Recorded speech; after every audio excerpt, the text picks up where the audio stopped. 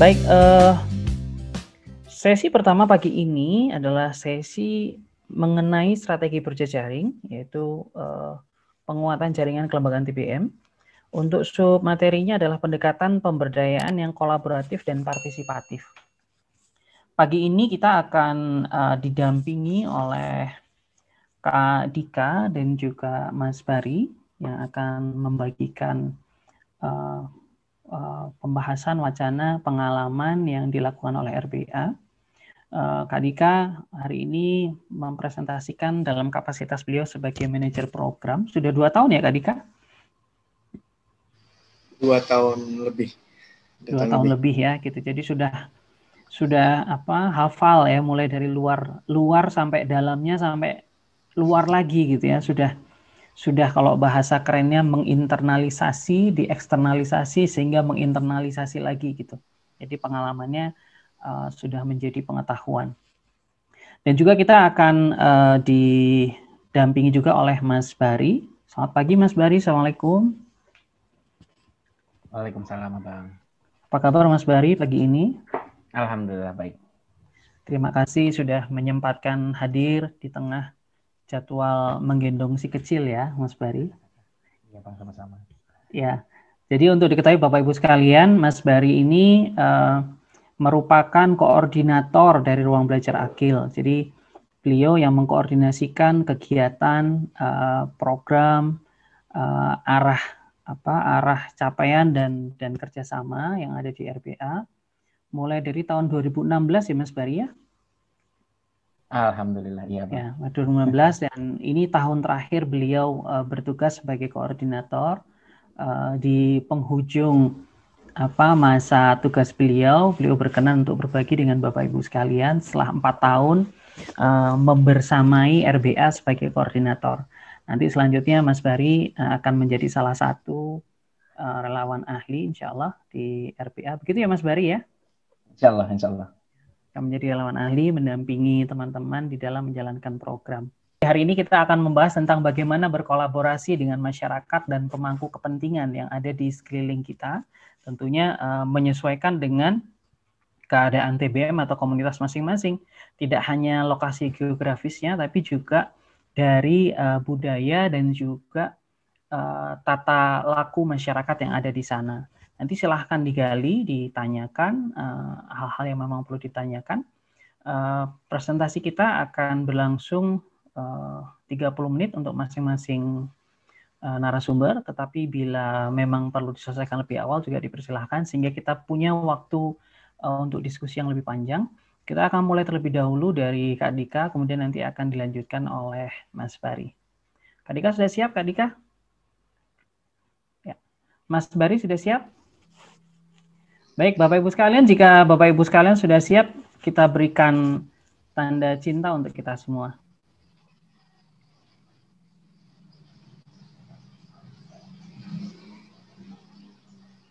Baik, silakan Kak Dika. Waktu dan tempat saya serahkan ke Kak Dika. Baik. Ya, terima kasih Bang Willy. Assalamualaikum warahmatullahi wabarakatuh. Berjumpa lagi dengan saya. Hari ini sebelumnya sudah bertemu gitu. Semoga tidak bosan ya bertemu dengan saya. Materi yang saya sampaikan ya semua kebanyakan terkait dengan RBA gitu ya. Khususnya kolaborasi, program dan sebagainya. Nah, hari ini akan bertemu lagi. Ya, sedang bertemu gitu. Nanti siang bertemu lagi, nanti setelah zuhur bertemu lagi gitu. Jadi seharian akan ketemu. Saya minta bantuan untuk teman-teman co-host untuk membagikan materi yang hendak saya sampaikan. Ya, ini bisa di full screen.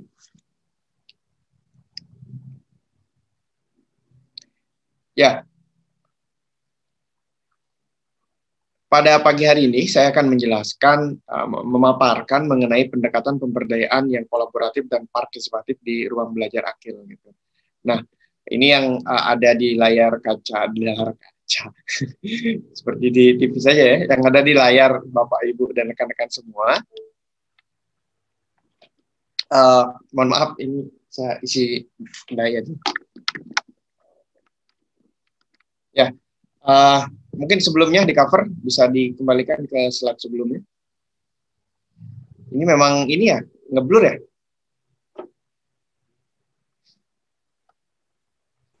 Oke, ini adalah ini kalau di RBA.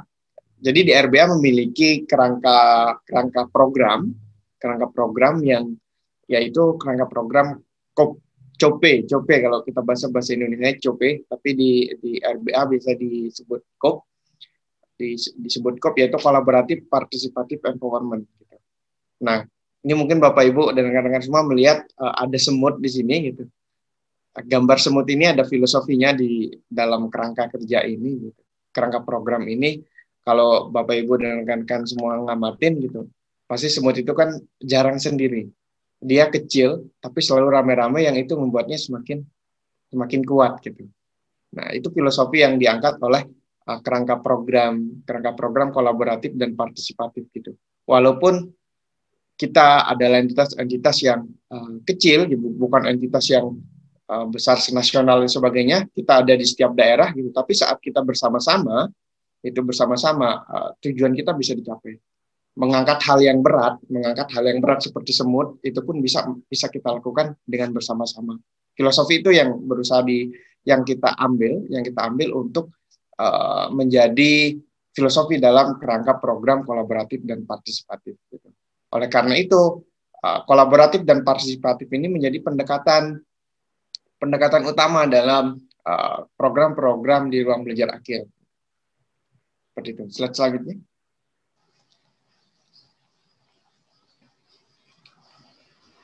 Ya, bisa dibantu untuk slide berikutnya.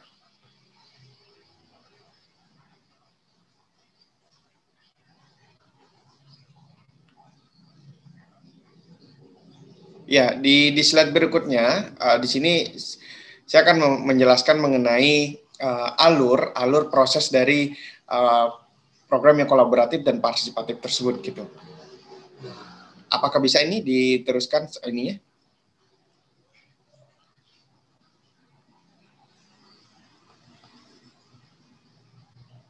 Bentar, sepertinya ada. Saya bantu share ya Kak Dika, sebentar. Maaf, ada kendala, Mas.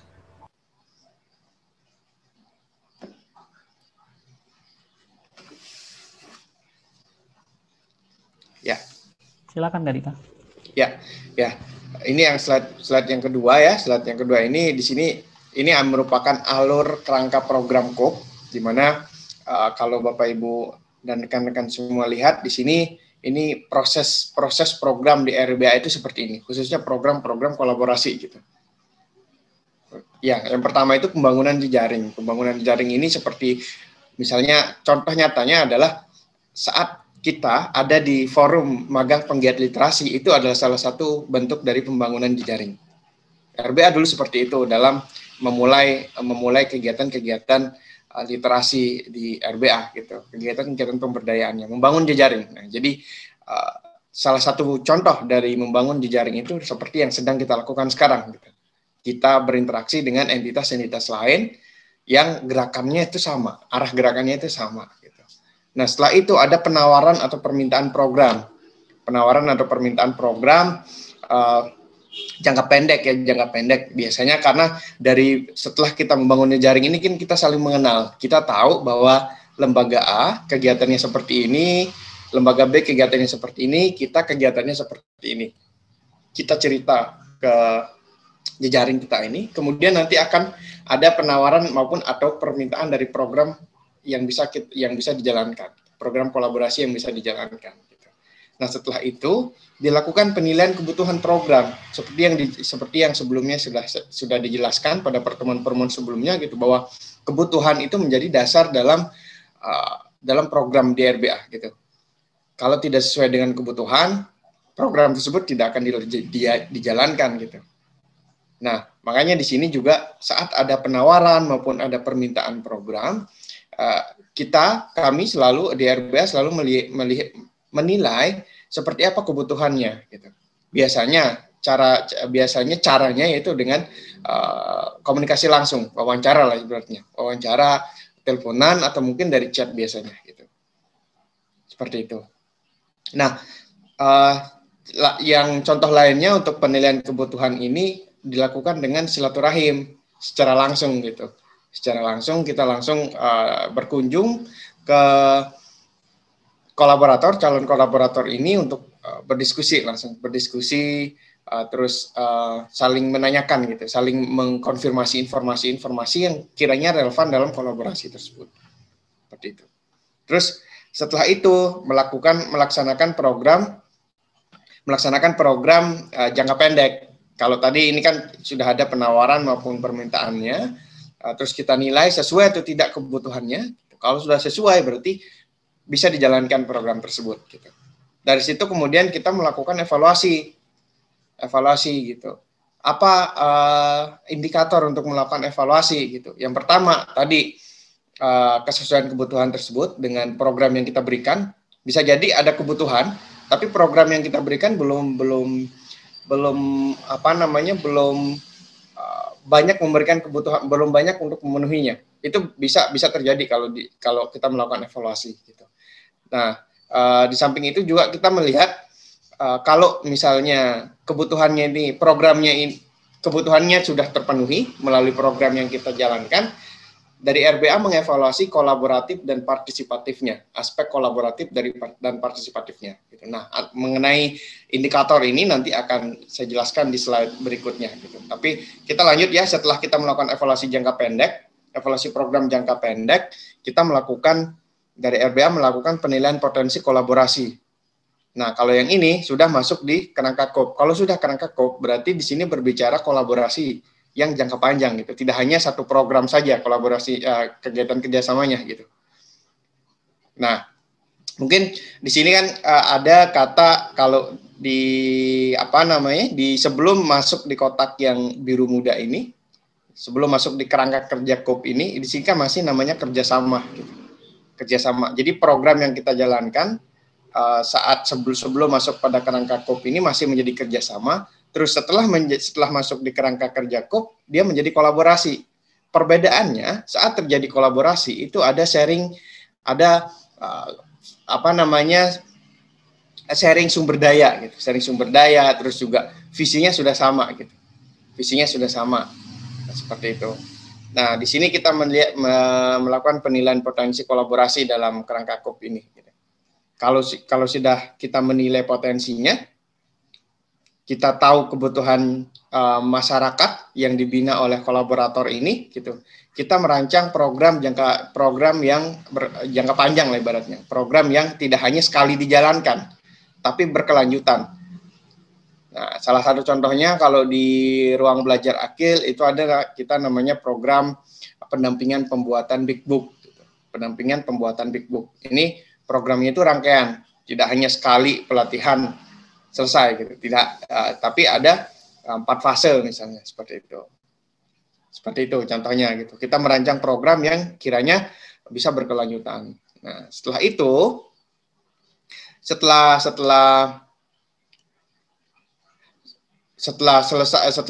perancangan program ini setelah perancangan program selesai, kita melakukan pelaksanaan gitu. Kita melakukan pelaksanaan mengenai program tersebut, kemudian kita evaluasi dan juga kita meninjau kembali gitu. Setelah melakukan evaluasi, kita meninjau kembali seperti apa kolaborasi yang sudah dijalankan gitu. Seperti itu. Itu adalah alur kerangka program KOP. Nah, di berikutnya saya akan menjelaskan mengenai di slide berikutnya. Ini adalah isi KOP tersebut gitu. Yang pertama aspek kolaboratif, ya kolaboratif itu berbicara 2 hal. Di mana yang pertama manfaat program bagi kolaborator gitu. Kalau kita berbicara kolaboratif, apa manfaat program bagi kolaborator? Gitu. Terus yang kedua, apa manfaat program bagi ruang belajar Akil? Gitu. Ini yang kita nilai di dalam kolaboratif tersebut. Gitu. Nah, kalau di partisipatif ada 3 yang diperhatikan di sini. Yang pertama itu sumber daya apa yang bisa dikontribusikan oleh ruang belajar Akil dalam kerjasama, dalam kolaborasi tersebut gitu. Dan sumber daya apa yang bisa dikolaborasikan oleh kolaborator. Nah, dan yang ketiga itu usulan-usulan program oleh kolaborator dan RBA gitu. Usulan-usulannya itu juga menjadi perhatian di dalam kita menilai aspek partisipatif gitu. Nah, sementara di pemberdayaan di sini ada 4 fokus di dalam pemberdayaan tersebut gitu. Yang pertama itu edu, yang kedua eco, yang ketiga HQL, dan yang ketiga institutional engagement. Nah, penjelasannya ada di slide berikutnya. Edu itu apa, eco itu apa gitu. Nah, ini adalah model pemberdayaan masyarakat dari ruang belajar Akil. Yang tadi edu itu adalah peningkatan kualitas pendidikan di masyarakat. Nah, ini berkait fokus pendidikan ya, fokus pendidikan. Kemudian yang eco itu adalah pemberdayaan ekonomi masyarakat. HQL itu adalah peningkatan kesehatan dan kualitas hidup masyarakat, serta yang IE itu adalah penguatan kelembagaan di masyarakat. Penguatan kelembagaan di masyarakat gitu. Nah, ini adalah fokus yang dikerjakan oleh RBA. Di pertemuan sebelumnya sudah dipaparkan mengapa fokus ini mengapa 4 hal ini menjadi fokus di ruang belajar Akil gitu ya. Terus adapun di dalam menjalankan fokus tersebut, RBA memiliki strategi. Strateginya itu ada 3, yaitu strategi literasi, strategi diseminasi, dan strategi penguatan kelembagaan. Strategi penguatan kelembagaan gitu. Nah, apa bedanya literasi dan diseminasi ini gitu? Dan kok literasi di sini jadi strategi gitu? Nah, ini yang menjadi salah satu mungkin kekhasan yang dimiliki oleh RBA, bahwa literasi tidak hanya dilihat sebagai kemampuan saja gitu. Seperti yang di sebelum-sebelumnya sudah dijelaskan, tapi literasi juga di sini menjadi strategi.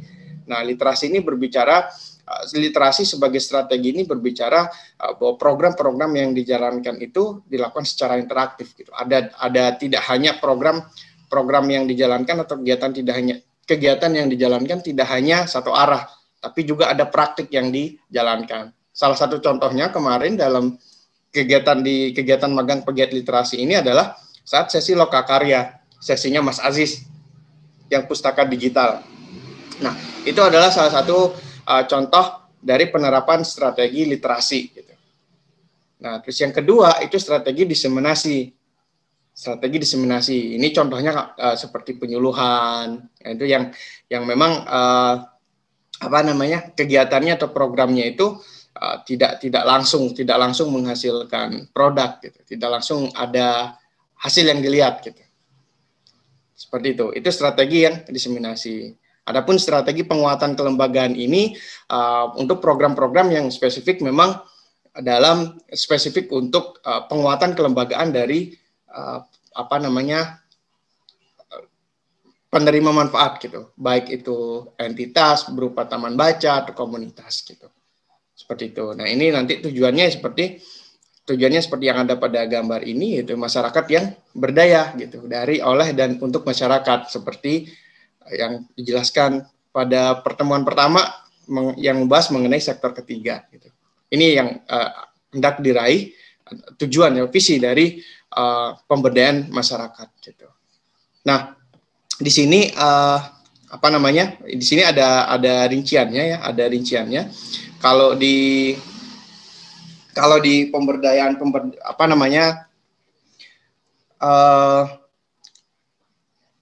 di bawah ini merupakan rincian dari program-program yang ada di RBA, yang khususnya membahas mengenai kelompok program dan juga kualitas program gitu. Nah, kalau kelompok program kemarin yang pertemuan sebelumnya yang saya menggambarkan cakram itu mulai dari service gitu ya, mulai dari layanan yang service, terus yang representatif yang masyarakat tahu apa yang dibutuhkan gitu. Kalau yang service itu masyarakat belum tahu apa yang dibutuhkan, tapi RBA kemudian menawarkan. Kalau yang service mulai mengetahui, yang representatif mulai mengetahui apa yang dibutuhkan. Terus Yang ketiga development, sampai nanti yang terakhir pada empowerment. Gitu. Nah, adapun untuk kualitas programnya itu di sini mulai berangkat dari kolaboratif, terus masuk ke partisipatif sampai nanti masuk ke aspek keberlanjutan. Yang itu aspek keberlanjutan ini masuk pada poin penting dari program-program pemberdayaan di ruang belajar akil. Gitu. Slide berikutnya. Nah, sebelum ini, ya ini pemberdayaan yang berkelanjutan gitu. Bagaimana pemberdayaan ruang belajar akil yang berkelanjutan? Seperti apa sih program-program yang berkelanjutan, program pemberdayaan yang berkelanjutan yang dilakukan oleh ruang belajar akil gitu. Nah, ini saya coba menggambarkan dengan mengadaptasi model dari pemberdayaan pemuda di ruang belajar akil gitu. Nah, dari model itu saya coba mengadaptasi dengan menggambarkan model seperti ini, di mana pemberdayaan yang berkelanjutan di ruang belajar akil itu modelnya seperti ini. RBA memiliki program yang memang ini dijalankan langsung oleh RBA, kemudian untuk program kolaborasi, program kemitraannya, kita menjalankan program dengan kolaborator, di mana kolaborator memiliki masyarakat yang dilayan. Gitu. Nah, kita masuk ke masyarakat yang dilayan oleh kolaborator itu melalui kolaborator. Nah, kita masuk di situ, kita masuk lewat kolaborator untuk menstimulus keberlanjutan itu, gitu. Karena kita tahu bahwa kita orang luar dan tidak selamanya ada di situ, ada di masyarakat itu. Sementara kolaborator ada orang yang ada ataupun pihak yang berada di masyarakat tersebut, yang mereka nanti akan tetap di sana, gitu. Jadi kita masuk untuk terlibat di dalam pemenuhan kebutuhan masyarakat itu melalui kolaborator, gitu. Nah, ini yang strategi kemitraan yang seperti ini yang terus diterapkan oleh RBA, gitu. Sehingga program-program RBA itu kalau di Malang Raya sudah dijalankan tidak hanya di Kota Malang saja, gitu, tapi ada di Kabupaten Malang, di bagian selatan, di bagian utara, di bagian barat, di bagian timur, gitu. Bahkan di Kasembon juga sudah, gitu, dengan Bu Siva, gitu. Terus kalau di selatan ada di sini salah satunya ada galeri kreatif, gitu. Kalau di utara ada Bu Wit atau Rumah Cahaya Untukmu juga ikut di sini, gitu. Nah, itu adalah salah satu contoh dari pemberdayaan yang berkelanjutan seperti itu. Gitu. Kita hadir di masyarakat dengan bergabung ataupun dengan melakukan kolaborasi dengan kolaborator TBM setempat atau entitas setempat, gitu. Seperti itu. Nah, berikutnya. Nah, bagaimana pelibatan kolaborator dalam merancang program dan layanan di ruang belajar akil, gitu. Nah, ada beberapa upaya yang dilakukan untuk melibatkan kolaborator dalam merancang program, gitu. Yang pertama itu adalah pelibatan di dalam diskusi terpumpun. Nah, di diskusi terpumpun ini kami mengundang kolaborator, kami mengundang pihak-pihak yang ada potensi untuk berkolaborasi dengan entitas-entitas masyarakat, gitu, untuk membahas secara spesifik program ataupun isu-isu yang bisa menjadi program. Kalau contohnya pembahasan literasi FGD di tahun 2019 ya, di tahun 2019 itu ada FGD literasi perkotaan, gitu. Dari FGD literasi perkotaan itu RBA mengundang banyak entitas masyarakat, banyak mengundang TBM, komunitas, mahasiswa, dan juga kampus perwakilan dari kampus untuk membahas literasi perkotaan. Nah, dari situ kemudian isu-isu bisa ditangkap dan juga ada muncul rekomendasi program yang bisa ditindaklanjuti, gitu. Nah, dari hasil tindak lanjut itu yang kemudian kita tindak lanjuti ya, kita tindak lanjuti untuk menjadi kolaborasi. Seperti itu kita libatkan dalam diskusi terkumpul. Kemudian setelah itu melakukan silaturahim atau kunjungan, atau dari calon kolaborator ini berkunjung ke RBA. Kalau silaturahim RBA yang berkunjung ke masyarakat, kalau kunjungan situs ini masyarakat yang datang ke situsnya RBA. Nah, setelah itu selain itu yang selanjutnya itu dengan menjalin kemitraan yang strategis gitu, di mana dalam menjalin kemitraan yang strategis ini kita melakukan kemitraan tapi ada secara strategis ini memiliki beberapa program di dalamnya gitu. Salah satu contohnya kemitraan strategis ini dengan kampus yang dijalankan oleh RBA ada dengan Universitas Brawijaya, dalam hal ini program studi ilmu perpustakaan dan informasi. Nah, ini kami menyebutnya kemitraan strategis karena ada beberapa program yang dijalankan bersama dalam kemitraan tersebut, tidak hanya satu program saja gitu. Nah, terus pelibatan yang lainnya itu dengan program giat bersama gitu. Nah, apa bedanya dengan program-program kolaborasi lainnya gitu? Kalau program giat bersama ini mulai dari perancangan RBA dan kolaborator ini bersama-sama merancang dari nol lah ibaratnya gitu. Jadi benar-benar menjadi giat bersama. Kalau program yang lainnya biasanya dari RBA ada konsep yang sudah dibuat gitu. Kemudian kita tawarkan, kita jelaskan kepada kolaborator sesuai atau tidak aspek-aspek mana yang kiranya perlu diperhatikan nanti di dalam program kolaborasi yang akan dijalankan gitu. Nah, itu adalah program giat bersama gitu. Nah, terus di tahun 2019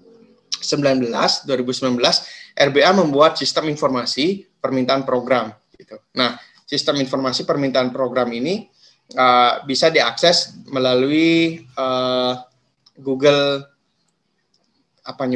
Site dari Ruang Belajar Akil gitu. Jadi saat Bapak Ibu atau rekan-rekan semua itu membuka Google Site-nya Ruang Belajar Akil, di situ ada kolom permintaan judulnya gitu. Itu nanti bisa dicoba diklik, terus kiranya di situ bisa menuliskan apa kiranya permintaannya gitu, permintaan program yang mau dijalankan gitu.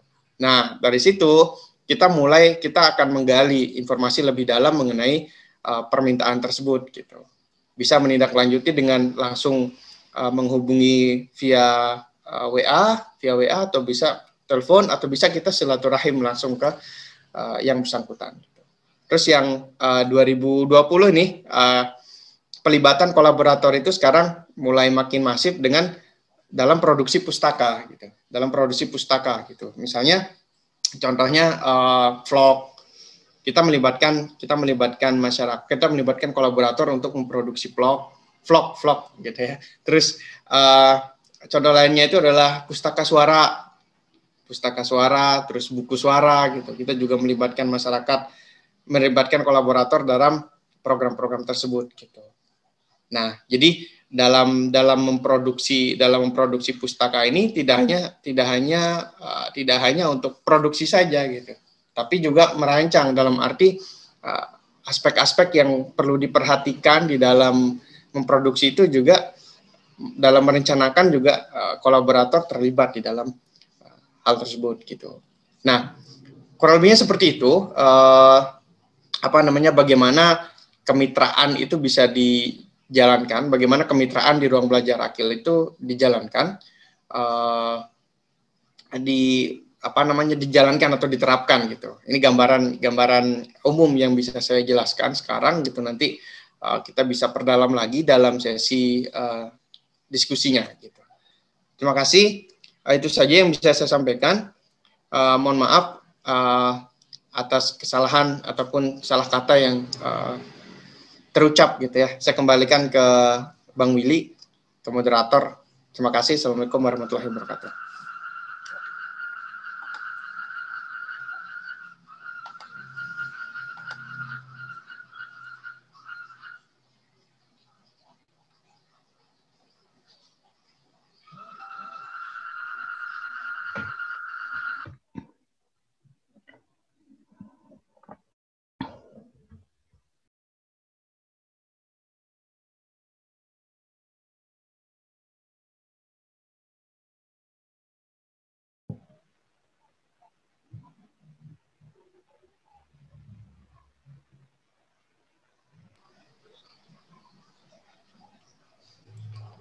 Ya, saya kembalikan ke Bang Willy. Ya, terima kasih Kak Dika.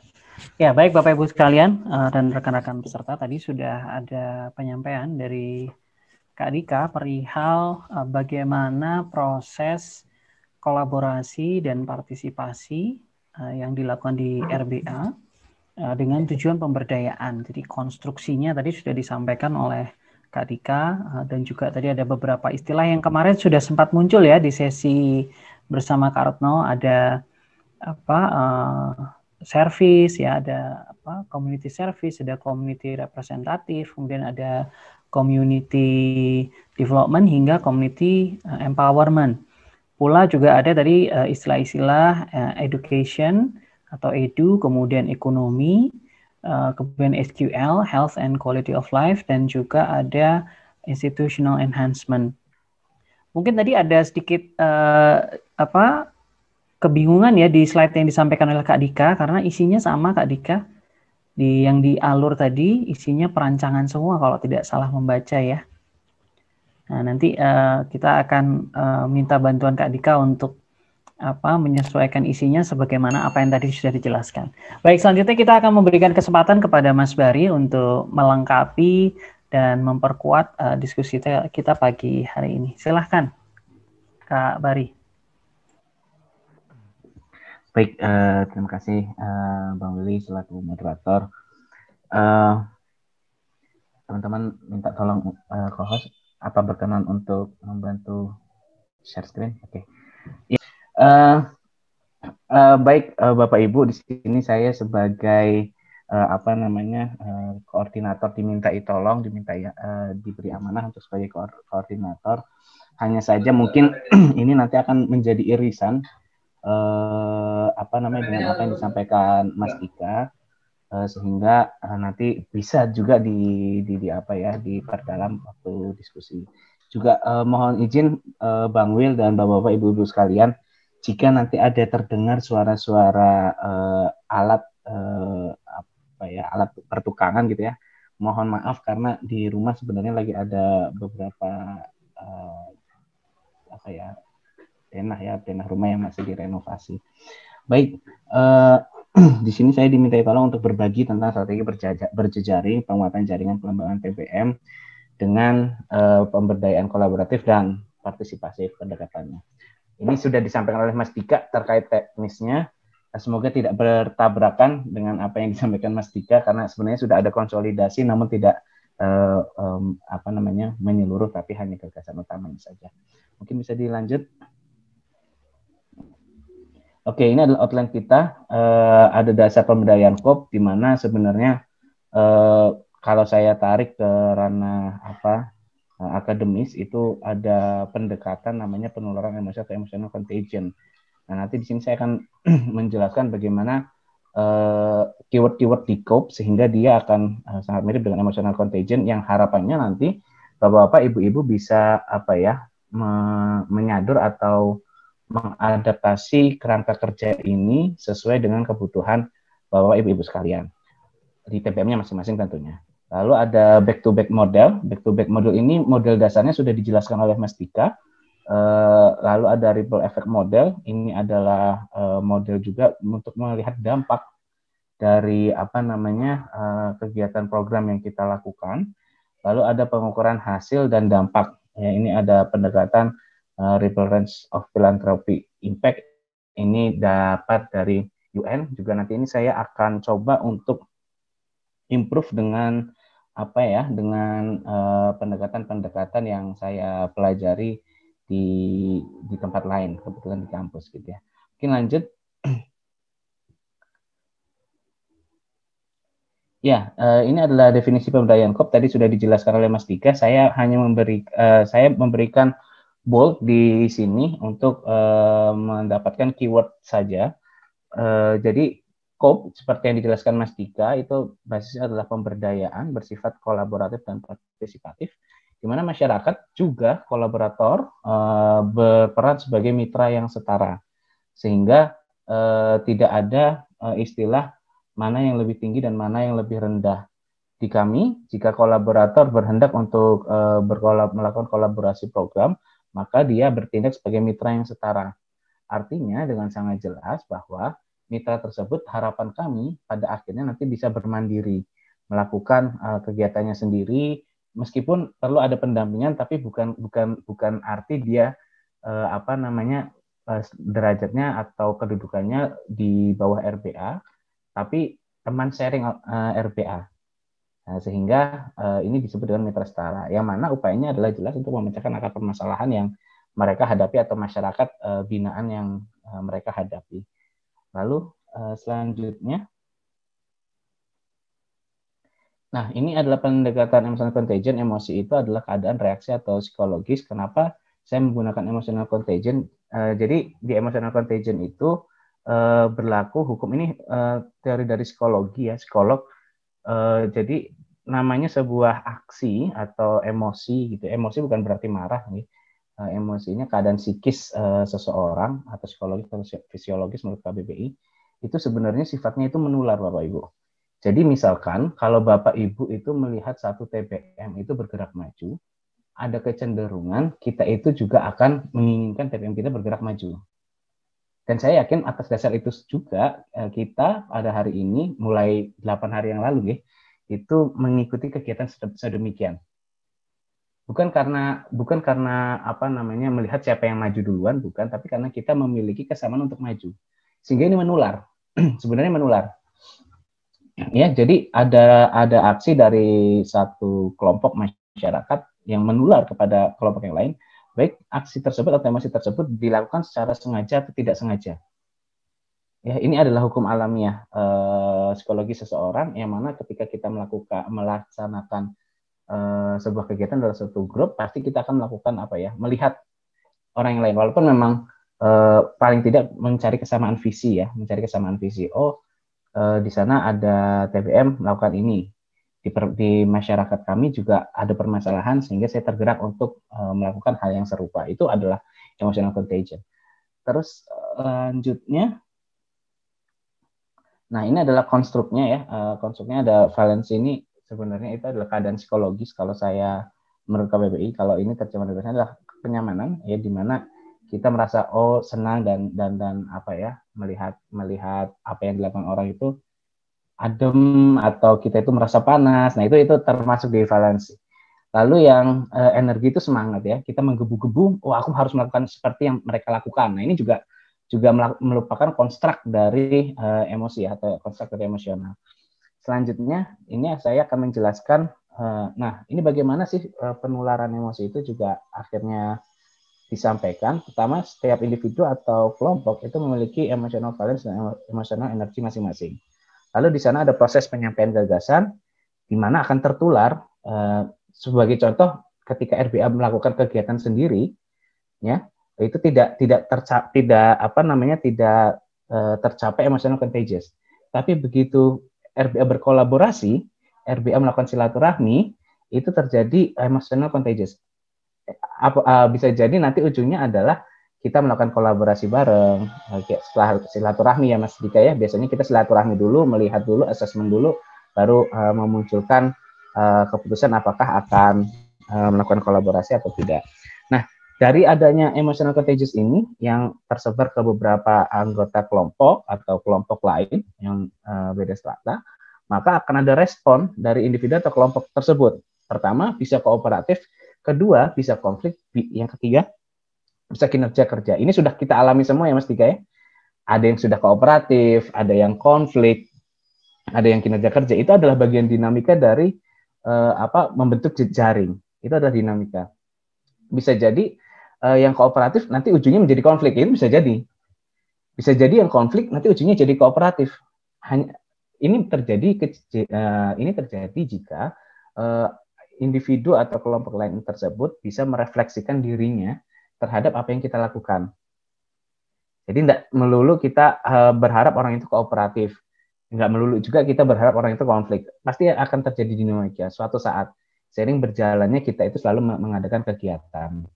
Mungkin selanjutnya.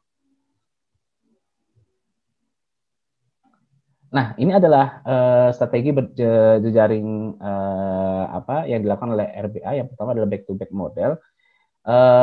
Keyword dari back-to-back model ini adalah menstimulasi kegiatan bersama. Jadi seperti yang dijelaskan Mas Dika ya, kita selalu mendorong adanya kolaborasi. Bisa kita berinisiatif atau ada permintaan ya Mas Dika ya. Lalu membangun kesepemahaman melalui komunikasi dan observasi. Ini yang kita lakukan silaturahmi. Di silaturahmi sebelum kita melakukan kegiatan bareng atau kolaborasi, kita silaturahmi, bisa juga kita menjadi menerima tamu sebagai bentuk dari silaturahmi dari TBM lain. Ini dalam rangka apa? Dalam rangka untuk mencapai kesepemahaman, lalu mengkomunikasikan apa saja yang bisa dilakukan, apakah ada kesamaan kebutuhan yang akhirnya bisa dilakukan kegiatan bersama ataupun yang lain.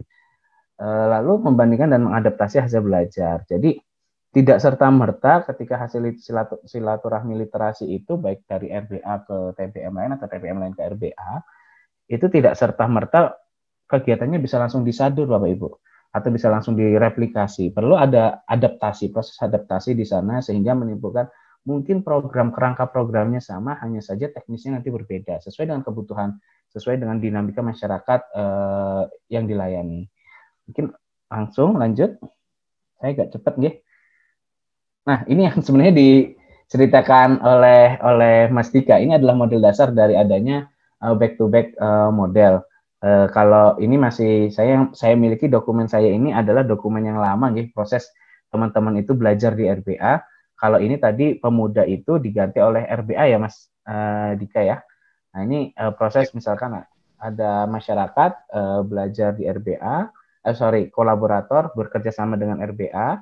Lalu kolaborator itu kembali ke masyarakatnya, bergiat dengan masyarakat, juga bergiat dengan kami, sehingga muncul ada semacam bentuk jaringan. Jika kami perluas model ini, maka akan terjadi selanjutnya.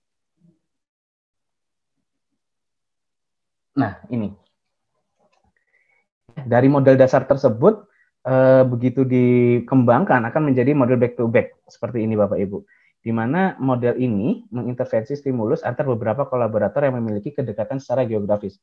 Alasan kami memilih kedekatan geografis adalah karena adanya mungkin fenomena di geografis tersebut relatif sama, sehingga sebenarnya antar kolaborator tersebut dia bisa bekerja sama atau bergiat bersama, yang mana untuk menyelesaikan permasalahan-permasalahan yang ada di masyarakat. Jadi ada keserupaan latar belakang di sana, sehingga dengan secara sadar atau tidak sadar sebenarnya mereka membentuk sebuah klaster. Ya, strategi ini bertujuan untuk mendorong interaksi, kolaborasi, serta meningkatkan keberdayaan guna kemandirian lokal. Jadi itu Bapak Ibu yang disampaikan di awal. Jadi memang ini adalah penguat apa yang disampaikan Mas Dika. Untuk legendanya bisa dibaca secara mandiri, nggih. Jadi di situ ada kolaborator sasaran tahap 1, 2, 3, lalu ada ruang lingkup, nah dan juga sehingga ini menguatkan apa yang disampaikan Mas Dika bahwa memang kegiatan kolaborasi yang dilakukan RBA itu bersifat berjenjang ya Mas Dika ya. Dia bersifat berjenjang sehingga bisa menjangkau seluruh lapisan masyarakat. Tapi model ini belum selesai Bapak Ibu. Jika dikembangkan lagi maka akan terjadi model selanjutnya. Nah, ini. Jika dikembangkan lebih intens lagi atau penerapan back to back ini secara simultan, maka akan terjadi dampak seperti riak air.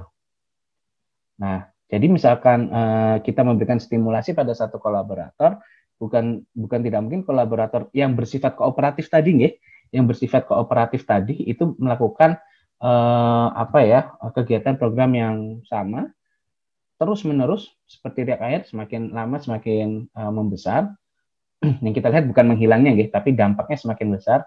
Mungkin juga dampaknya semakin kecil, tapi juga setidaknya kita meluaskan dampak, dan bukan tidak mungkin pada akhirnya akan terjadi sebuah irisan di antara kolaborator, entah di tahap pertama, entah di tahap kedua atau tahap ketiga, atau mungkin tahap keempat atau selanjutnya. Metode ini adalah simplifikasi. Jadi ini kegiatan atau program yang dilakukan RBA diharapkan dengan mendorong adanya kolaborasi, diharapkan akan terbentuk model yang demikian. Ini saya ambil dari dokumen COP ya Mas Dika ya. Jadi apa namanya, saya dengan Mas Dika itu hanya konsolidasi ini saja. Khawatir materinya tertabrak ya, ternyata setelah dikonsolidasi masih ada beberapa materi yang tertabrak. Sehingga semoga saling menguatkan ya, bukan menabrak tapi semoga saling mengkonfirmasi. Ini adalah jadi saya sudah menjelaskan model dasar dari awal, lalu dikembangkan menjadi back to back, lalu dikembangkan kembali menjadi ripple effect, yang mana dampak ini akan selalu meluas dari RBA kepada masyarakat secara luas. Selanjutnya, nah ini saya ada sedikit sedikit assessment untuk evaluasi membangun jaringan menggunakan prinsip emotional contagious. Tadi kita emotional contagious itu terdiri dari dua, ada energi, ada valensi atau kenyamanan atau keadaan psikologis seseorang.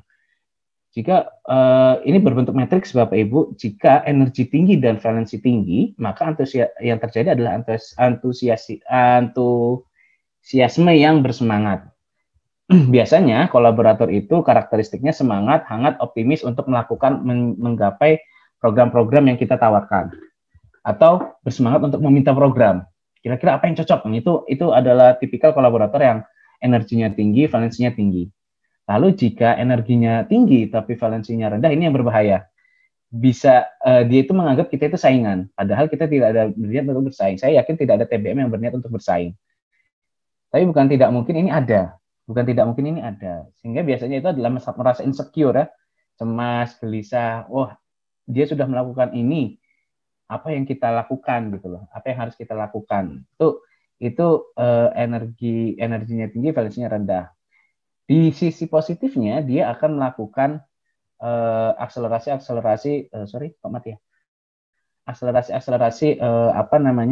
program yang mana itu bisa memperkaya raport TBM.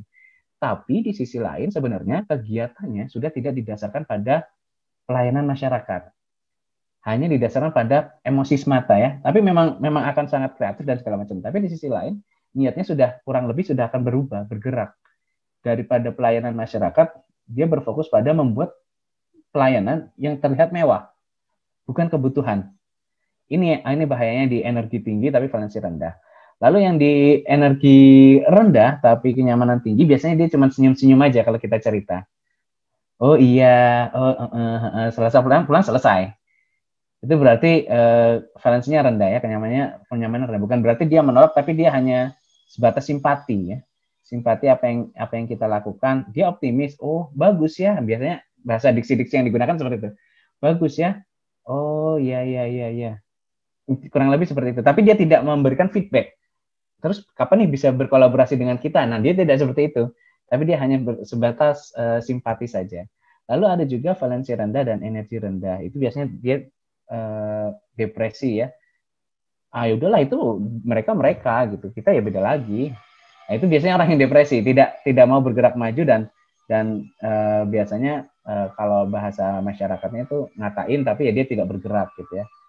Nah, saya yakin Bapak Ibu sudah pernah mendapatkan atau berinteraksi dengan mungkin ada di beberapa kuadran ini, tapi inilah kenyataannya jika membangun jaringan tidak semuanya kita harapkan mereka langsung semangat dan optimis.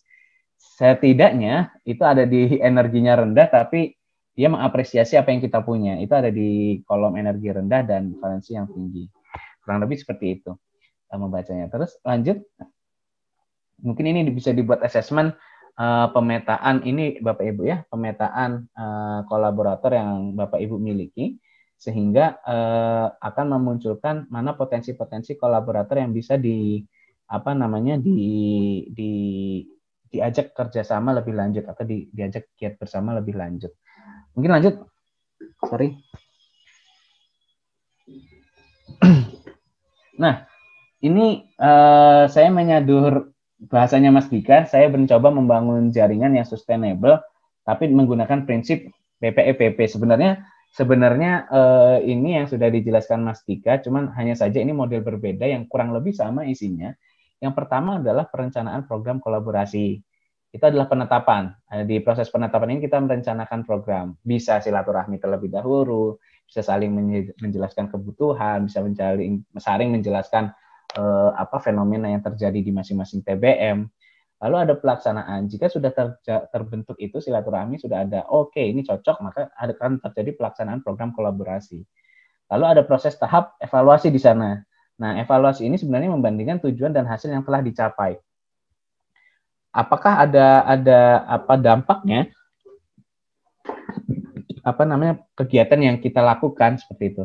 Lalu selanjutnya tahap pengendalian ini mengoreksi. Apakah akan terjadi assessment ya di sini? Apakah program yang kita jalankan ini, kita kolaborasikan ini perlu lanjut atau tidak? Ataukah ada perencanaan lain atau asesmen kebutuhan yang belum kita dapatkan dari kolaborator atau dari RBS sendiri, bahkan yang sehingga kegiatan program ini menjadi bias, dampaknya tidak terlihat secara menyeluruh. Nah, lalu perlu dilakukan peningkatan. Dari asesmen itu akan ada peningkatan kerjasama program pada standar yang mungkin yang lebih tinggi, cakupan dan dampak yang lebih luas. Ini yang pada akhirnya menjadi jaringan yang sustainable. Dengan asumsi bahwa setiap orang atau setiap dari kita ya, setiap dari organisasi itu memberikan emotional contagious yang positif, penularan emosi yang positif, maka bukan tidak mungkin circle ini atau proses ini akan berlanjut gitu. Bisa jadi nanti Bapak Ibu memiliki hanya satu atau dua kolaborator saja yang bisa menjadi jaringan yang sustainable, tapi memiliki dampak dan cakupan yang program yang sangat luas. Jadi mungkin tidak banyak mungkin nanti ya, karena seiring berjalannya visi nanti berubah, tujuan yang berubah pasti akan lepas satu persatu. Tapi mungkin dengan 2 atau 3 kolaborator itu, cakupan dan dampak itu bisa jauh lebih luas kepada masyarakat. Selanjutnya, selesai. Ini ada pengukuran hasil dan dampak. Kami menyadur dari UN. Di sini ada preparing for philanthropic impact. Yang pertama ada individual. Yang dari individual itu kita ada organisasional. Jadi dampaknya itu secara individual, organisasional. Lalu ada interorganisasional, artinya antar organisasi. Lalu ada community atau masyarakat. Apa yang dilakukan RBA? Apa yang RBA adaptasi dari model ini? Yang pertama, untuk individual, ukuran hasilnya itulah berapa banyak profil penerima manfaat. Kami memetakan, mengukur berapa banyak profil penerima manfaat. Yang kedua, dampaknya itu kita lihat melakukan pemetaan perubahan perilaku, sikap, norma, dan pengetahuan dari individu tersebut. Semuanya ini, ukuran hasil dampak di semua lini ini bisa digunakan menggunakan asesmen wawancara atau sekedar observasi yang nanti akan tertulis dalam beberapa indikator begitu ya, yang nanti dokumennya akan disimpan oleh teman-teman RBA. Lalu di organisasional, ukuran hasilnya peningkatan kapasitas kolaborator sesuai dengan tujuannya. Jadi visi misinya harapannya ada tadi ini seperti institutional enhancement ya, sehingga kolaborator itu bisa meningkatkan kelembagaannya. Lalu dampaknya adalah ada perubahan atau pemuktahiran strategi kolaborator dalam membangun masyarakat. Jadi kolaborator ini memiliki knowledge, memiliki pengetahuan yang luas sehingga dia bisa berakselerasi dalam membuat strategi demi tercapainya percepatan pemenuhan kebutuhan masyarakat. Lalu di interorganisasional, ukuran hasilnya adalah peningkatan kolaborasi antar TBM dan institusi lain atau lintas sektor. Ini yang kami dukung menggunakan model back-to-back model ya. Lalu dampaknya adalah pemetaan peta kolaborasi antar sektor dan bagaimana kontribusi pola tersebut dalam kegiatan masyarakat. Ukuran hasilnya kita bisa gambarkan dengan back-to-back model, dampaknya bisa kita lihat menggunakan ripple effect model itu tadi, water ripple effect model. Lalu di community atau masyarakat, mengukur secara agregat perubahan sosial, baik pendidikan, ekonomi, kesehatan, keamanan, hukum, dan sebagainya. Tadi ada education, economics, HQL, dan institutional enhancement itu sendiri. Lalu dampaknya, pemetaan pola interaksi serta peran masyarakat dalam mengenali akar permasalahan, merancang alternatif pemecahan dari permasalahan tersebut. Jadi kami mendorong masyarakat untuk pada akhirnya adalah bergiat secara mandiri sesuai dengan permasalahan yang dihadapi dan memiliki kapasitas kemampuan untuk merancang alternatif pemecahan masalah. Itu Bapak Ibu yang kami lakukan. Habis ya? Oh nggak kelihatan. Sekian dan terima kasihnya. Guys. Itu. Terima kasih Bapak Ibu. Itu yang saya sampaikan. Semoga memberikan manfaat dan sesuai dengan tema hari ini. Saya kembalikan ke Bang Wil. Monggo, terima kasih. Ya baik, terima kasih Mas Bari. Pemaparan yang melengkapi dan memperdalam apa yang disampaikan oleh Kak Dika sebelumnya, terutama yang menjadi sorotan dari pemaparan Mas Bari adalah setelah kita mengetahui bagaimana kolaborasi dan partisipasi dilakukan, nah selanjutnya kita juga perlu mengetahui apa dampaknya gitu ya, termasuk strateginya secara meluas itu seperti apa. Apakah tindakan yang dilakukan oleh TBM atau komunitas itu sebenarnya berdampak atau tidak ke masyarakat gitu. Nah, selama ini itu salah satu pertanyaan yang mungkin mampir atau hinggap di dalam benak kita gitu. Kita ini melakukan hal-hal ini sebenarnya dibutuhkan atau tidak oleh masyarakat, berdampak atau tidak. Nah, tadi sudah disampaikan cara untuk mengukur hasil dan memetakan dampaknya seperti apa. Nah, tentunya memang akan perlu bersesuaian dengan sekali lagi visi dan tujuan serta keadaan di TBM masing-masing. Tetapi izinkan saya menyampaikan bahwa itu bukan hal yang tidak mungkin untuk dilakukan. Mungkin 6 tahun lalu RBA belum menerapkan model ini ya, Mas Bari? Iya, Pak. Mungkin masih model dasar kemarin. Ya, masih model dasar. Jadi 6 tahun lalu ya masih merintis gitu.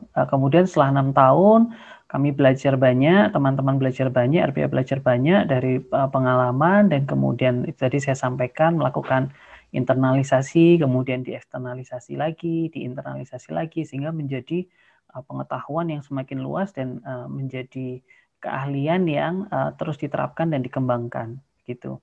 Nah, hanya satu bedanya mungkin 6 tahun lalu belum ada program magang pegiat literasi, gitu. Sehingga RBA tidak punya kesempatan untuk berdiskusi tentang hal ini. Nah ini yang kalau kalau boleh disampaikan menjadi salah satu keunggulan Bapak Ibu sekalian, karena Bapak Ibu sekalian mengenal model ini lebih awal, gitu ya. Artinya RBA membutuhkan 6 tahun kurang lebihnya untuk mengembangkan model ini. Langsung dengan mengalami, nah bisa jadi setelah Bapak Ibu mendengar terlebih dahulu, melihat terlebih dahulu, ibaratnya resepnya sudah diuji coba dulu, RBA yang jungkir balik dan nyungsep dulu, gitu. Nah nanti Bapak Ibu sekalian dan TBM serta komunitasnya bisa maju lebih cepat insya Allah, gitu ya. Sebelum kita masuk ke tanya jawab dari Kak Dika, ada yang hendak dilengkapi? Iya, ada Bang. Ya, silakan. Saya izin share screen. Ya.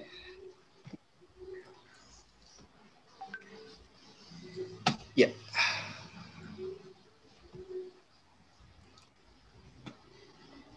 Ya, sudah terlihat.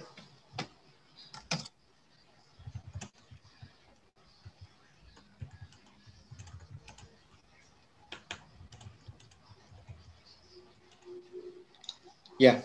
Ini saya melengkapi tadi untuk yang alur kerangka program KOP ya, karena tadi ada double di sini. Terus ini adalah alur kerangkanya. Tadi kalau sudah masuk di kerangka program KOP ini, kolaborasi yang dijalankan itu berkelanjutan, tidak hanya untuk satu program saja gitu. Seperti nanti di sesi jam 10 saya akan mencontohkan seperti apa penerapan dari kerangka kerja KOP ini. Langsung hadir juga kolaboratornya nanti, jadi kita bisa langsung Bapak Ibu dan rekan-rekan semua bisa langsung tanya langsung nanti seperti apa program yang dijalankan RBA dengan kolaborator gitu. Jadi di sini kalau sudah masuk kerangka KOP, kita melakukan potensi ya, kita melakukan penilaian potensi, terus juga melakukan penilaian kebutuhan masyarakat. Nah kalau sudah kebutuhannya sudah kita pegang, sudah kita ketahui, kita merancang program yang relevan dengan kebutuhan tersebut gitu. Di pertemuan terakhir dengan saya kemarin, pertanyaan dari salah satu pertanyaan itu menanyakan mana nih yang lebih dulu, yang fokus pendidikan kah, fokus ekonomi kah, fokus kesehatan kah, atau penguatan kelembagaan kah gitu. Mana yang lebih dulu gitu. Nah, kita menyesuaikan dengan hasil dari penilaian kebutuhan. Kalau dilihat kebutuhannya itu lebih prioritas yang pendidikan, maka program yang dijalankan, program kolaborasi yang dijalankan itu fokusnya pendidikan.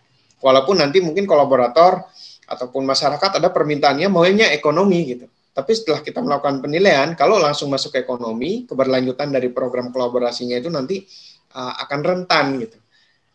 Nah, kita masuk lewat pendidikan. Nanti perlahan setelah pendidikan masuk program ekonomi gitu. Begitu juga seterusnya masuk program kesehatan. Nah, itu yang dimaksud dengan bagaimana mekanisme di dalam kerangka kerja KOP ini gitu. Kita melakukan penilaian, kemudian kita rancang, kita implementasikan. Nah, di pengawasan ini kita melihat seperti yang tadi saya jelaskan, apakah sesuai dengan kebutuhan yang di ekonomi ataupun kebutuhan yang di pendidikan gitu, di edu.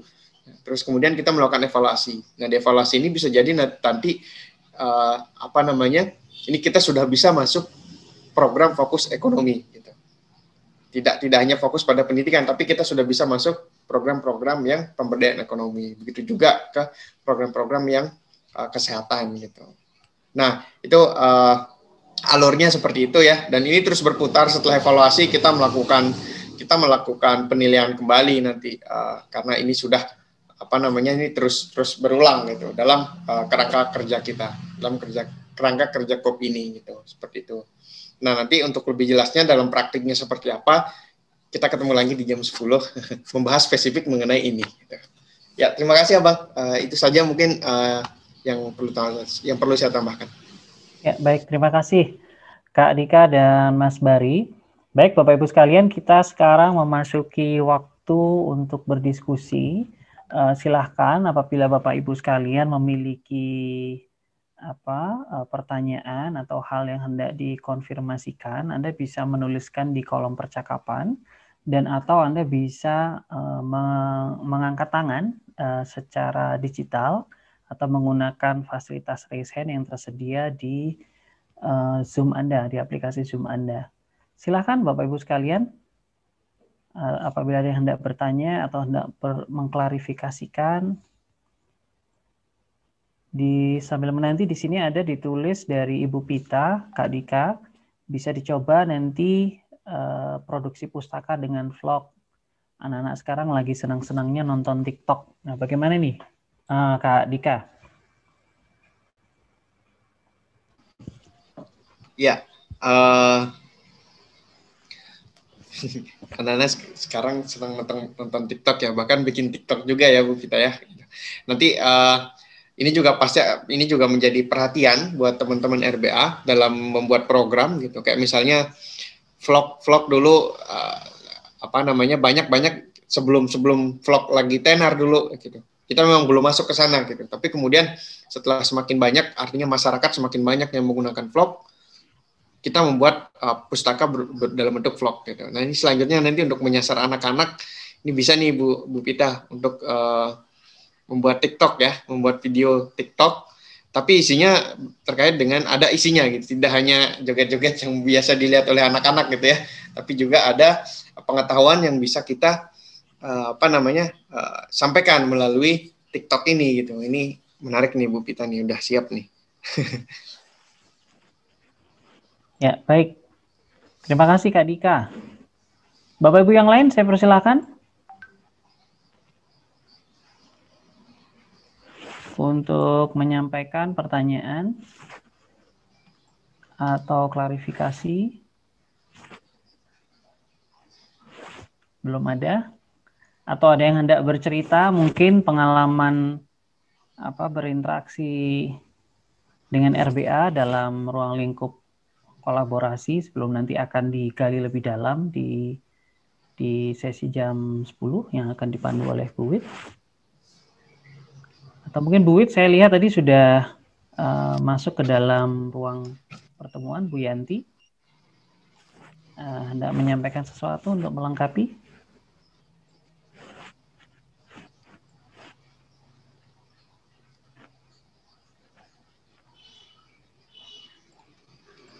Ini sunyi sekali nih ya pagi ini. Alhamdulillah.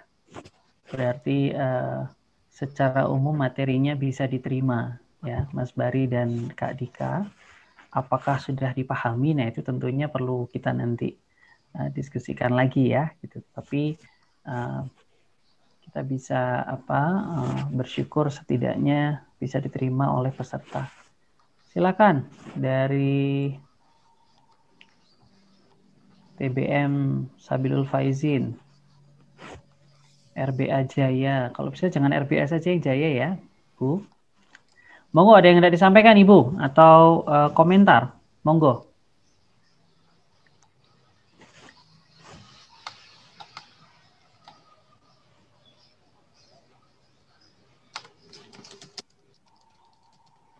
Bisa dibantu Kak Aziz? Ada kakak pertanyaan untuk Kakak Dika.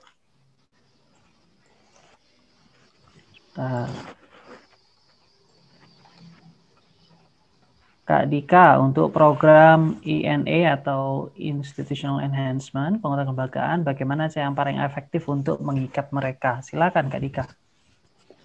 Ya, cara yang paling efektif gitu ya. Kalau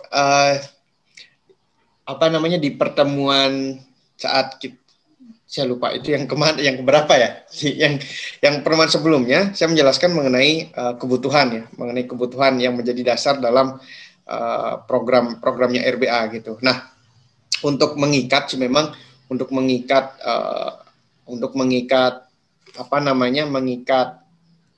masyarakat yang terlibat di dalam program ini, kalau dari RBA, dari praktik yang dijalankan ini dengan mengacu pada kebutuhannya tersebut. Kita melakukan program, RBA melakukan program yang memang sesuai dengan kebutuhan mereka, gitu, sehingga mereka juga terlibat di dalam pemenuhannya itu. Gitu. Itu menjadi kunci utama di dalam menerapkan kemitraan yang berkelanjutan dengan masyarakat. Gitu. Kalau yang kita libatkan, mungkin yang kita ajak kolaborasi, yang kita ajak kerjasama ini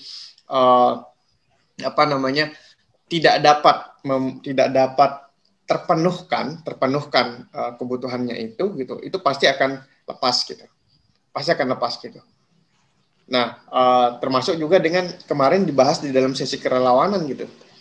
Kenapa relawan RBA semakin banyak, terus juga ada yang lama gitu. Durasinya bisa lebih dari 1 tahun. Nah, karena memang itu bisa memenuhi kebutuhannya relawan. Nah, itu mungkin yang menjadi kunci. Itu yang menjadi kunci untuk membuat kemitraan ataupun menjalin kerjasama yang terus berkelanjutan gitu. Itu mungkin Bu Syifa ya. Ya, baik, terima kasih Kak Dika yang sudah menjawab pertanyaan dari Bu Syifa dari Sabilul Faizin. Kak Bari, ada yang hendak dilengkapkan? Ya, tadi terima kasih Bang Wil. Tadi sudah disampaikan afirmasi sebenarnya dari apa yang disampaikan Kak Dika. Intinya adalah pelibatan dari kolaborator sendiri dengan mempertimbangkan kebutuhannya apa. Jadi basicnya adalah kalau misalkan orang sudah mengetahui kebutuhannya apa dan hendak ditolong atau hendak dibantu untuk keluar dari permasalahannya secara otomatis sebenarnya secara otomatis orang tersebut akan terlibat, sehingga kapasitas kemampuan orang tersebut atau TBM tersebut akan dengan sendirinya meningkat untuk menyelesaikan permasalahan itu. Itu sudah disampaikan Kak Dika. Begitu, Bang. Ya, baik, terima kasih Mas Bari. Jadi merespon dari pertanyaan Bu Syifa tadi, salah satu poin yang kita perlu upayakan adalah memastikan bahwa kebutuhan dari mitra atau kolaborator itu bisa terpenuhi. Gitu ya. Kalau sudah terpenuhi, maka akan lebih mudah untuk mengikat, karena sebenarnya kolaborator itu tidak perlu diikat, tapi kalau memang merasa atau menyadari memperoleh manfaat, maka akan secara sadar terikat, gitu ya Kak Dika ya. Gitu. Baik, berikutnya ada pertanyaan lagi yang hendak disampaikan dari Bu Elvira, silahkan.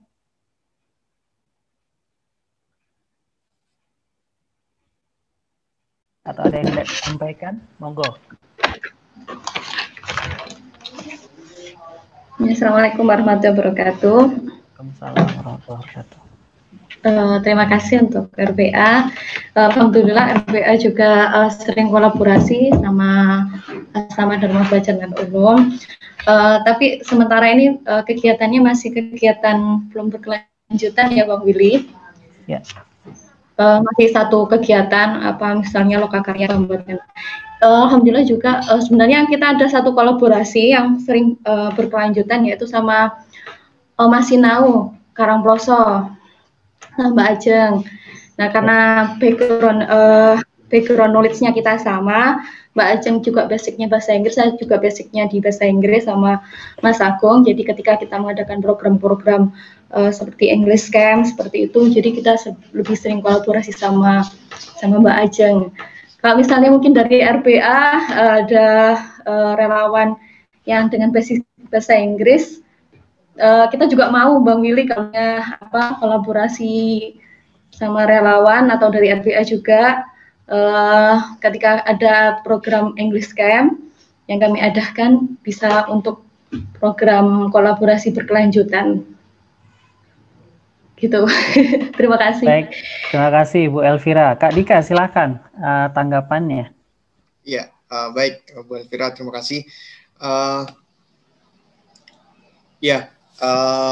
Yang berkelanjutan untuk sejauh ini di Nailul Ulum lebih banyak ini Bu, ada lokakarya, terus juga ada science fair ya, pameran sains pada waktu itu gitu. Nah untuk yang bahasa Inggris justru masih belum gitu. Kemarin sempat ada pertemuan untuk mendatangkan relawan yang relawan asing ya, relawan global ke sana, namun sayangnya memang durasi untuk kegiatan untuk relawan global di RBA sudah padat waktu itu gitu, sehingga belum bisa nyampe ke Blitar di Olah Alen gitu ya, belum bisa kami bawa untuk belajar bersama di sana gitu. Nah untuk yang bahasa Inggris ini di RBA juga memang sekarang sedang berlangsung program kelas suka bahasa Inggris gitu. Itu setiap minggu itu ada pendampingan dari teman-teman ataupun relawan RBA yang memberikan pembelajaran dasar saja mengenai bahasa Inggris gitu. Ini memang untuk yang program bahasa Inggris di RBA masih belum banyak. Namun kedepannya mungkin kalau relawan mungkin bisa nanti Bu Elvira untuk mengajak relawan, tapi mungkin daring Bu Nggi. Daring sesinya nanti bisa kita bahas tindak lanjutnya akan seperti apa. Tapi kemungkinan untuk mengajak relawan RBA untuk terlibat ataupun kita kolaborasi dalam program-program bahasa Inggris ini bisa kita jalankan ke depannya gitu. Semoga nanti setelah pandemi bisa program Global Volunteer yang dikomandoi oleh Mas Zidan bisa kita jalankan lagi gitu. Nanti Olah Alen bisa jadi salah satu lokasi untuk teman-teman relawan global untuk belajar di sana. Nanti kita ajak seperti menginap dulu di rumah Bu Wit. Nanti kalau di Bu Wit diajak ke kebun teh, mungkin dari Olah Alen nanti diajak ke bendungan gitu. Nanti belajar dengan anak-anak atau adik-adik yang ada di sana gitu. Insya Allah nanti kami akan persiapkan Bu Elvira kira-kira akan seperti apa programnya gitu. Ya. Baik, terima kasih Kak Dika. Begitu nggih Bu Elvira, jadi terbuka peluang untuk melakukan kolaborasi karena juga sudah pernah dilakukan kerjasama sebagaimana dijelaskan tadi oleh kedua narasumber bahwa setelah kerjasama sudah dilakukan, evaluasi dari kedua belah pihak juga sudah dilakukan, maka selanjutnya bisa mulai dilakukan atau diterapkan kerangka kolaborasi. Dan tentunya tidak hanya dengan RBA gitu. Saat ini kita sedang bersama-sama dengan 20 peserta dari berbagai daerah dengan keunggulannya masing-masing, dengan kekuatannya masing-masing. Tentunya bisa menjadi sebuah kekuatan gerakan literasi yang besar sekali gitu ya dengan keunggulan masing-masing. Mungkin sementara karena kondisi pandemi kita belum bisa mobilitas tinggi, maka akan dilakukan secara daring terlebih dahulu. Nah, perihal daring, RBA bisa support ya Kak Dika ya, semisal teman-teman tidak menjalankan lokakarya, pematerinya misalnya Pak Ruslan dari Banyuwangi, nanti sharing dengan peserta yang dari Kediri dan Malang gitu, bisa ya Kak Dika? Iya, bisa, sangat bisa gitu. Ya, jadi ruang Zoom-nya tidak perlu menyediakan sendiri Bapak Ibu sekalian, nanti akan dibantu oleh timnya Kak Aziz gitu ya. Tinggal diinformasikan kapan waktunya, kegiatannya apa gitu. Jadi karena memang informasi yang bisa saya sampaikan bahwa kegiatan daring RBA tidak hanya sifatnya dari RBA untuk masyarakat, tapi juga dari masyarakat untuk masyarakat. Nah, RBA memfasilitasi. Begitu ya, Mas Bari? Ya Bang, insya Allah seperti itu. Alhamdulillah. Baik, kita masih punya waktu sekitar 3 menit. Ada lagi Bapak Ibu sekalian yang hendak menyampaikan sesuatu?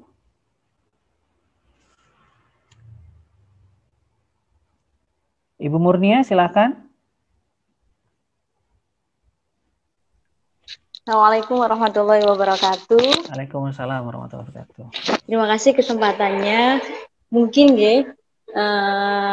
setelah pandemi atau mungkin dilakukan dalam waktu dekat ini secara daring, karena kebetulan saya yang berkesempatan mengikuti magang pegiat literasi, mungkin nanti melalui saya, mungkin saya mengajukan untuk kalau di Rumah Baca Asmanadi itu ada program safari literasi yang dilakukan 1 tahun sekali, yaitu misalnya pada tahun 2018 insya Allah kami beberapa relawan belajar ke tempatnya Pak Guru Heru.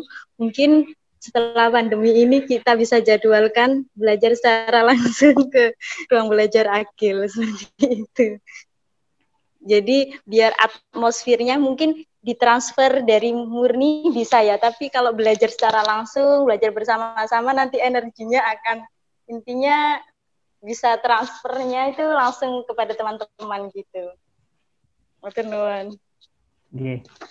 Bagaimana Mas Bari? Ada respon? Terima kasih Bu Murni. Mas Bari dan Kak Dika, teman-teman dari Asmanadiyah tidak berkunjung. Mungkin tidak perlu menunggu pandemi selesai ya. Dengan protokol kalau jumlahnya memenuhi kriteria mungkin bisa. Bagaimana Mas Bari? Ya, terima kasih Bu Murni. Ya, saya sepakat dengan Abang ya Bang ya. Tidak perlu menunggu COVID hilang Bu, karena kalau COVID selalu dijadikan alasan untuk menghambat belajar, saya pikir juga tidak tepat. Kita tetap bisa bersilaturahmi dengan protokol-protokol yang bisa kita jalankan. Kalau misalkan teman-teman dari TBM apa, Bang Wil? Asmanadiyah.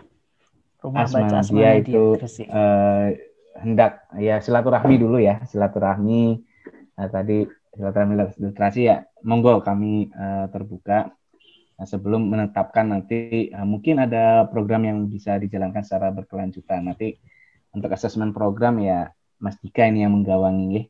Jadi silaturahmi dulu, kita bukan ini Bu ya, bukan dari Ibu saja yang belajar ke kami juga pasti secara otomatis juga belajar karena ada transfer kan. Jadi ada 2 arah nanti belajarnya, insya Allah akan memperkuat kita, karena model pembelajaran 2 arah ini menurut pemahaman saya memang sangat penting untuk saling menguatkan satu dengan lainnya. Jadi tidak hanya dengan RBA, mungkin juga dengan TBM-TBM yang lain. Gitu. Ya, terima kasih Mas Bari. Sebelum ke Kak Dika, sekaligus menutup sesi awal ini, dari Mas Bari ada pernyataan penutup? Silakan. Terima kasih Bang Wil. Jadi kembali saya selama menjadi koordinator proses internalisasinya adalah sudah bukan waktunya nih Bang untuk kita berjalan sendiri-sendiri nih. Karena kita kurang lebih berapa tahun Bang? 2-3 tahun belajar bergerak sendiri itu luar biasa. Ada yang tidak cocok, buang, tingkat konflik sangat tinggi. mungkin sudah saatnya untuk berkolaborasi, mendorong untuk adanya kolaborasi sehingga konsep pembelajaran itu semakin matang dan lebih cepat untuk bisa diterapkan. Matur nuwun Bapak Ibu sudah memberikan kesempatan saya untuk berbicara sebagai pemateri yang terakhir ya Bang ya, dari yang lain di hari yang terakhir. Semoga apa yang kita lakukan dari hari pertama hingga hari ini sama-sama memberikan manfaat bukan hanya untuk kami tapi juga untuk semua, karena kami juga belajar dari semuanya untuk semakin mematangkan program-program atau konsep-konsep yang kami miliki. Matur nuwun Abang, terima kasih Bapak Ibu semua. Assalamualaikum warahmatullahi wabarakatuh. Salam wabarakatuh. Baik, terima kasih banyak Mas Bari sekali lagi karena sudah berkenan berbagi dan terus membersamai kegiatan RBA dan juga khususnya di Magang Pegiat Literasi 2020 ini. Mas Dika tidak diberi kesempatan pernyataan penutup karena nanti Mas Dika masih akan lanjut ya di sesi berikutnya. Tetapi mungkin bisa membantu melengkapi respon dari pernyataan Bu Murni ya. Silahkan. Kak Dika. Ya, terima kasih Bang Willy. Ya, seperti yang tadi disebutkan oleh Bang Willy maupun Mas Bari, monggo silahkan di RBA kami dari hari Senin sampai hari Sabtu tetap di RBA, relawan-relawan RBA gitu. Kadang hari ini seperti hari ini, hari Minggu juga ke RBA gitu kalau memang ada program yang kita jalankan gitu. Jadi kita di sini selalu ada di sini tiap hari. Insya Allah monggo nanti bisa diagendakan kapan teman-teman dari TBM Asma Nadia akan berkunjung ke RBA. Monggo nanti kalau berkesempatan juga waktunya cukup panjang, kami ajak juga nanti ke kolaborator RBA. Di sini ada yang dekat, ada Bu Yanti dari Teras Literasi ya, dari Teras Literasi, terus ada LPAN Gria Baca. Kami nanti siap untuk mengajak kalau memang ada kesempatan waktu lebih untuk ke sana. Ya, monggo ditunggu Bu Murnia. Ya, terima kasih Kak Dika. Begitu nggih Bu Murnia. Insya Allah nanti silaturahim tidak berhenti di forum ini. Tentunya akan ada kesempatan berikutnya. Ya, baik Bapak Ibu sekalian, terima kasih banyak sekali lagi atas partisipasinya untuk sesi pertama, juga kepada Mas Bari dan Kak Dika selaku narasumber yang membagikan pengetahuan pada pagi hari ini. Apa kata kunci? Selanjutnya nanti kita akan menggali lebih dalam di sesi kedua untuk hari ini yang akan dipandu oleh Ibu Wit. Yaitu nanti akan ada gelar wicara atau talk show perihal praktik dari apa yang tadi sudah disampaikan oleh kedua narasumber kita. Nah, tentunya saya sebagai moderator mohon maaf jika ada yang kurang berkenan. Jika ada hal yang tidak disampaikan, silahkan Anda bisa menyampaikan langsung ke seluruh kanal komunikasi yang dimiliki oleh RBA, mulai dari Twitter, kemudian Instagram, Facebook. Silahkan mengikuti akun-akun RBA. Kami juga izin mengikuti akun-akun Anda sehingga kita bisa saling bertukar informasi dan pulang kerjasama insya Allah. Sebagai moderator, saya menutup sesi pertama ini. Terima kasih